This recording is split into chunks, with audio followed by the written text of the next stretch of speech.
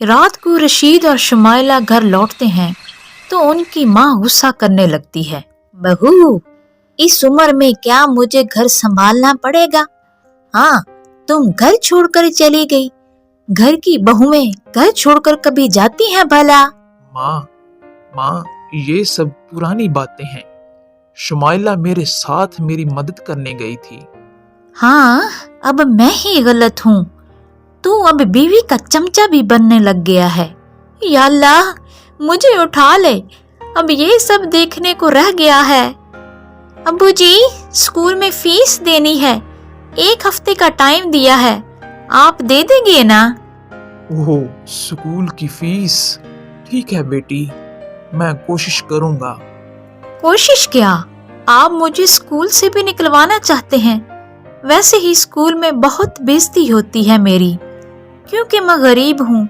मैं टिफिन में रूखी सूखी रोटी लेके जाती हूँ और बाकी सब चार्मिंग बर्गर लेके जाते हैं। अरे, चार्मिंग का तो पता है, पर बेटी ये बर्गर क्या होता है? मैंने पहली बार ये नाम सुना है। बर्गर अंग्रेजी खाना है। 2 बड़े ब्रेड के बीच में मटन का एक बड़ा होता है। हाँ जी, ये अंग्रेजी खाना थोड़ी है, ये तो अपना बड़ा पाव है, बस आलू की जगह मटन है। ये सुनकर रशीद को एक आइडिया आया। उसने कहा, बेटी, तुम मुझे दिखा सकती है क्या बर्गर कैसे बनता है? हाँ अब्बू जी, ये देखिए। उसकी बेटी ने उसे यूट्यूब पर बर्गर बनाने की रेसिपी अपने वालिद को दिखा दी। अरे, ये तो सच में बड़ा पाव ही है शुमाइला। लोग आजकल यही खा रहे हैं, इसलिए बड़ा पाव भी ज्यादा नहीं बिक रहा है। क्यों ना हम भी मटन कीमा पाव बेचें? लेकिन मटन कीमा कहाँ से आएगा? हमारे पास मटन खरीदने के पैसे कहाँ हैं? कुछ तो करना होगा बेगम। मेरा दिल कह रहा है कि कीमा पाव ही बिकने वाला है। ठीक है, मेरे सोने के झुमके गिरवी रख दें।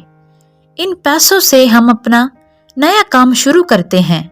शुमाइला सुनार के पास अपने सोने के झुमके गिरवी रख देती है। इन पैसों से रशीद मटन का सारा सामान खरीदता है और शुमाइला को लेकर अगले ही दिन शहर ले गया और मटन कीमा पाव बेचने लग गए। नई चीज खानी है तो मेरे पास आओ, मटन कीमा पाव, आओ आओ।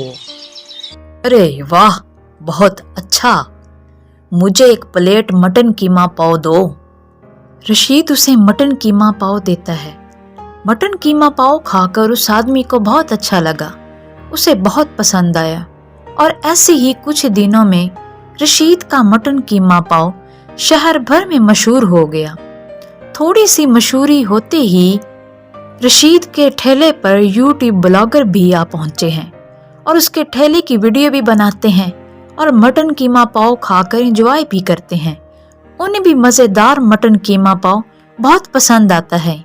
इन ब्लॉगर्स की वजह से रशीद का मटन कीमा पाव कुछ ही दिनों में और ज्यादा मशहूर हो जाता है। गरीब रशीद बड़े पाव वाला आज अमीर मटन पाव वाला बन जाता है।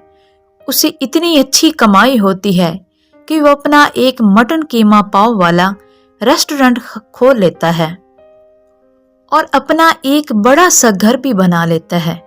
उसकी माँ भी अपने बेटे से खुश हो जाती है और बोली, तू मेरा अच्छा बेटा है, मुझे और किसी की जरूरत नहीं है। और इस तरह वो चारों खुशी खुशी जिंदगी गुजारने लगते हैं।